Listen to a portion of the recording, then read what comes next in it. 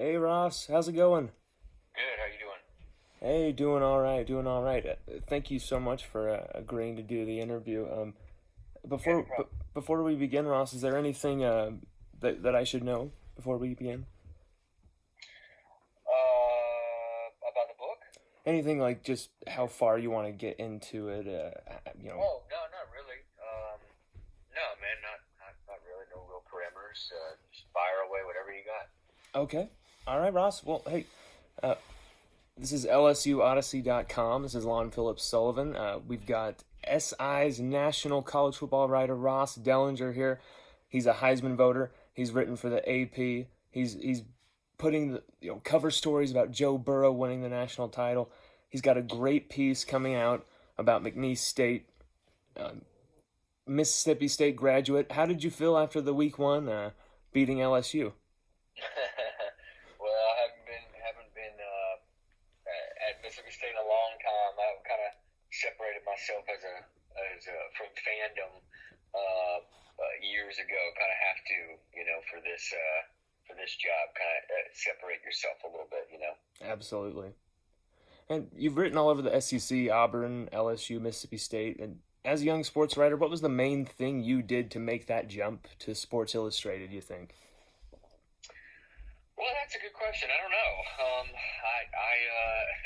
I guess just the main thing is with any job, you just work hard. You just lots of work and you kind of perfect your craft, so to speak. Um, so yeah, it's been kind of an unlikely path, but obviously it's been really really cool. It's been a fantastic to watch you do that. And in fact, 100 things LSU fans must know and do before they die is the book.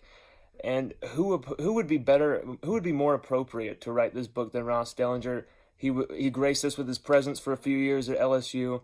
What do you think will surprise LSU fans most in here in this book? Well, I think there's a lot of certainly the older stories that are in the book from way back in the 50s, 60s. Certainly, Oh I yeah. learned a lot from going through them, and I think probably a lot of readers, LSU fans, will probably learn quite a bit going through them as well.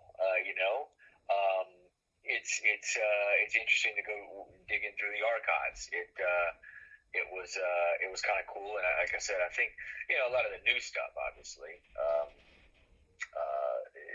I don't know that LSU fans, will be real surprised about, but certainly there's some stuff in there from way back yonder that they probably didn't know about. So it's kind of cool.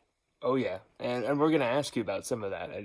But first, did the genesis of this book begin during 2019's whirlwind success, or was this project with you and Ron Higgins? Was this in the planning for some time? They approached me probably. Trying to remember. It's been a couple years. The publisher approached me probably 20, maybe 2018 summer, spring 2018 is probably when first things got started on it. So it was about a year and a half out in the making, I guess. Well, that was fantastic timing. This book was fantastic. As an LSU fan, just cover to cover, I couldn't believe it was it was like a library of LSU moments. And I want to thank you, Ross, for writing that. Were you ever an LSU fan? Because it has the pulse of a fan as well as the objectivity of a journalist. Yeah, it was fun. It was kind of a very light read. It was a very light book to write in a lot of ways. It involved just a lot of cool things. As a journalist, we're try to be as impartial as we can, but it was fun to kind of do and fun to kind of learn some of the things. And like I said, it's not like there was any hard, crazy news in there or anything. It was just kind of like you said, kind of an archive of LSU sports, which was it was kind of cool and fun to put together. What were the most important areas where you were just like when you first started this book, you were like, we have to cover these areas? What were the most like absolutely signed, sealed, and delivered, like the first few?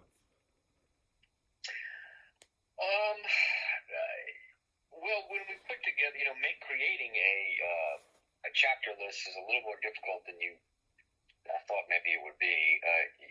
It's 100 chapters, and each chapter is a thing to do or a thing to know about LSU. And we had to narrow down. It was quite easy to come up with 100. In fact, I ended up coming up, I think the first time with more like 125, 130 things, and we kind of had to narrow it down a little bit. My wife actually helped me out a lot, Elizabeth Crisp, and she helped me out quite a bit in kind of narrowing things down. And then we had to make some adjustments with sports. Obviously I covered baseball for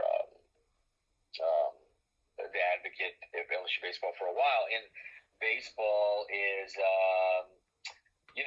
real big at LSU. It's very important, and we included a lot of baseball chapters that unfortunately had to be cut. The publisher said that we had to do more football. So it's football centric. I guess 70 of the chapters involve football in some way. Maybe 20 involve other sports, and then there's 10 that are just kind of like miscellaneous.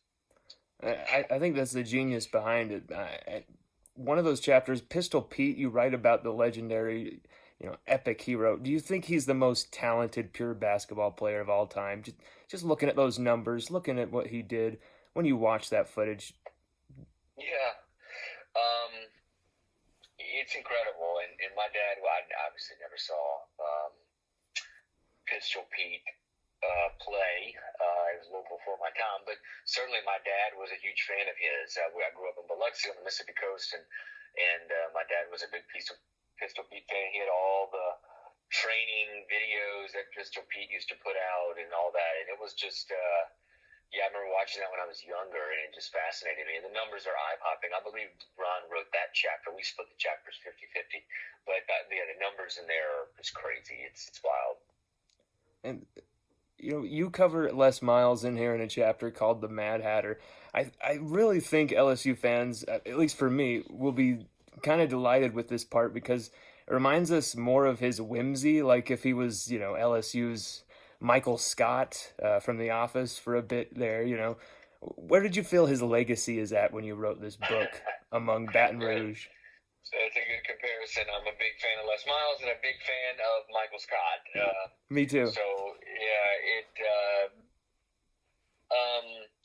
it is an interesting comparison. He's very quirky, and despite some of his shortcomings, he was successful, very successful. Even in the end, in a lot of ways, was a successful coach at LSU. So his legacy, and I think we wrote about it in that chapter a little bit, his legacy really stuck out. The year after he was fired, he came back to LSU, and I was there for that game when they played Auburn. It was actually a game they were down like 20-0 at halftime, and ended up coming back rallying to win. He was there and honored for the 10-year anniversary of the 2007 championship, national championship. And I remember him coming back, and there was just this raucous applause for him. And it just shows you what I think his legacy will end up. That was just a year out, so I think his legacy decades out will end up being one of success and triumph.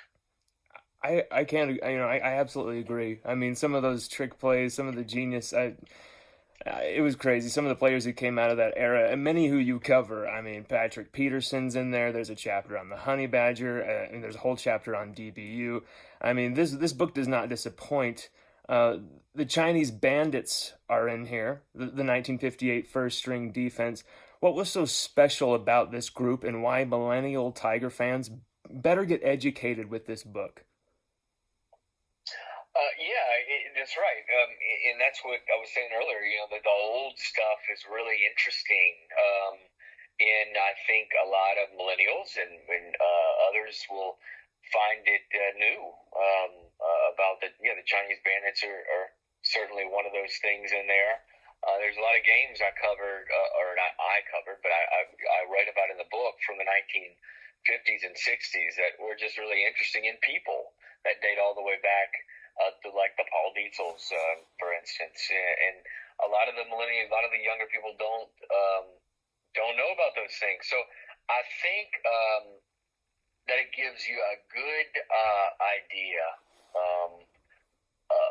knowledge of LSU history. It can give a young person, 20-year-old, really deep knowledge of LSU history, and I think it covers so many topics quickly.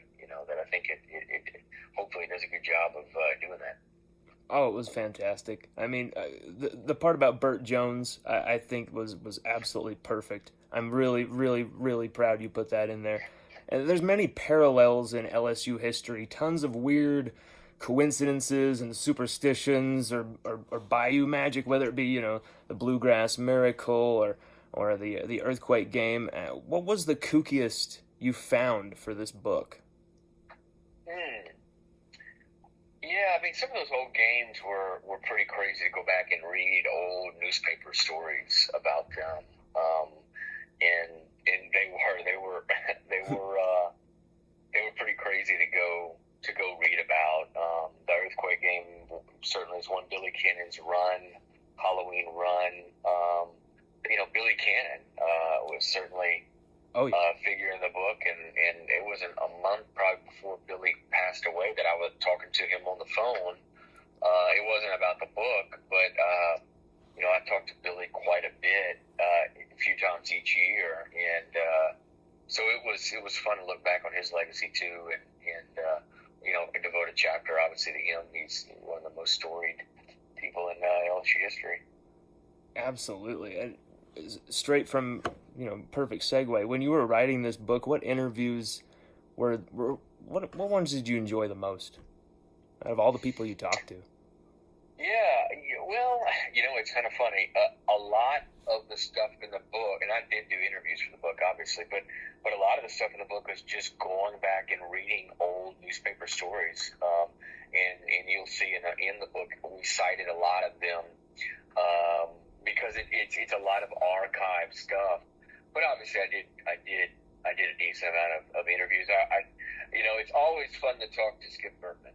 Yes. He's always a talkative guy, and it's always fun to catch up with him. And certainly, I did for his chapter, even for some others. And I have a pretty close relationship with Paul Maneri, and it was good to catch up with him. And we wrote a decent amount about baseball in the book, and his championship team, his turnaround that he had when he arrived at LSU. So I kind of actually drifted and then liked the baseball part of it. It just gives you a little something different.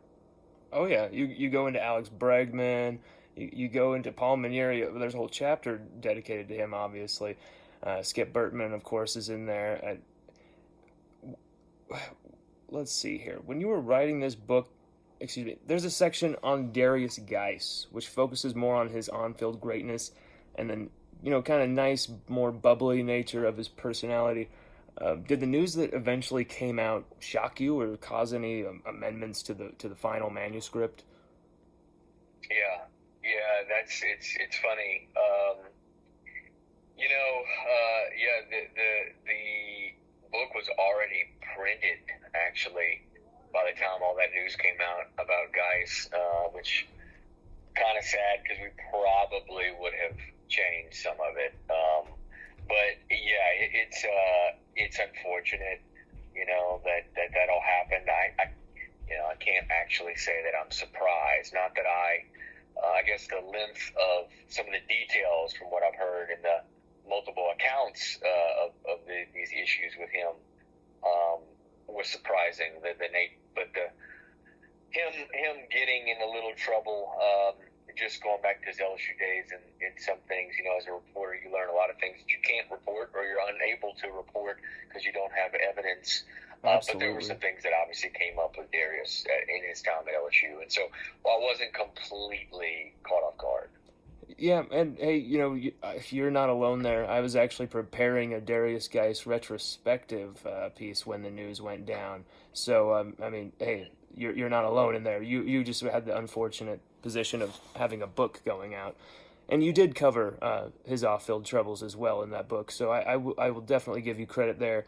I found that section actually very, very good about Darius Geis. And final question: with 100 Things LSU Fans Should Know and Do Before They Die by you and Ron Higgins, and now Bruce Feldman's Flip the Script being on, coming out, being on 60 Minutes, players starting and starring all over the NFL, left and right, Joe Burrow, Patrick Queen.